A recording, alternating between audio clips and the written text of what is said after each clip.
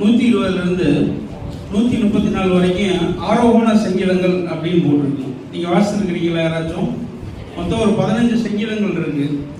120 134 வரை. இந்த ஆரோகணம் என்பது நீங்க இந்த இசைத்துறையில் இருக்கிறவங்க ஒரு சிலர் அறிஞ்சிருக்கலாம். அந்த மேல் நோக்கி அந்த ராகத்துல பாடினது. அவரோகணம்னா கீழ் நோக்கி பாடுறதா சொல்லுவாங்க. இங்கே இப்ப எபிரேய இலக்கியத்துல இந்த பாடல்கள் எல்லாம் ஆரோகணம் மேல் நோக்கி பாடுபடியாக ஒரு இலக்கிய அமைப்புல அமைந்திருக்கு.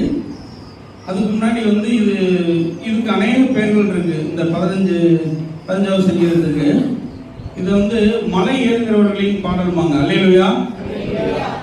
எருசலேம் தேவாலயம் பார்த்தீங்கன்னா மலை மேல இருக்கு. எல்லா தேசத்துல இருந்தும் எருசலேம் தேவாலயத்தை நோக்கி ஜனங்கள் வந்து கொண்டே இருப்பார்கள்.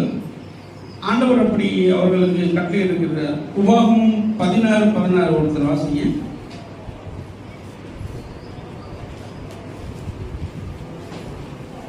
வருஷத்தில் 3 தரம் புளிப்பில்லாத அப்ப பண்டிகையிலும் வாரங்களின் பண்டிகையிலும் கூடார பண்டிகையிலும் அங்க 3 பண்டிகை பார்க்கிறோம்.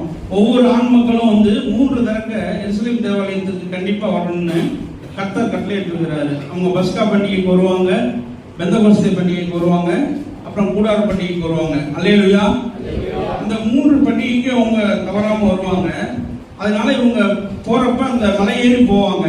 போறப்ப இந்த பாட்டு மலை ஏறுகிறவர்களின் பாடல்கள் இல்லாட்டி ஆலயத்துக்கு செல்கிறவர்களின் பாடல்கள் அப்படின்னு அழைக்கப்பட்டது. இன்னொரு வசனத்தை கூட வாசிங்க. இதற்கான நம்ம விளக்கத்தை பார்த்துட்டு நம்ம இந்த சங்கீதத்துக்குள்ள சீக்கிரமா போகலாம். சங்கீதம் 84:5. சங்கீதம் 84:5. உண்மையிலே பெலக்கொள்கிற மனுஷனும் தங்கள் இருதயங்களில் செவ்வையான வழிகளை கொண்டிருக்கிறவர்களும் வாசிங்க. அங்க உண்மையிலே பலன் கொள்கிற மனுஷனும் அந்த செவ்வையான வழி அப்படின்னு இருக்கு பார்த்தீங்களா? அந்த செவ்வையான வழிக்கு அதை வச்சுதான் இன்னைக்கு நம்ம இது பண்ண போறோம். இந்த செவ்வையான வழிக்கு எபிரேய பேர் மெஸ்ஸில்லா. அல்லேலூயா.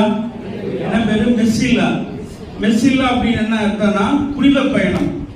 என்ன பயணம்? புனித பயணம். இந்த 120ஆம் சங்கீதத்திலிருந்து 134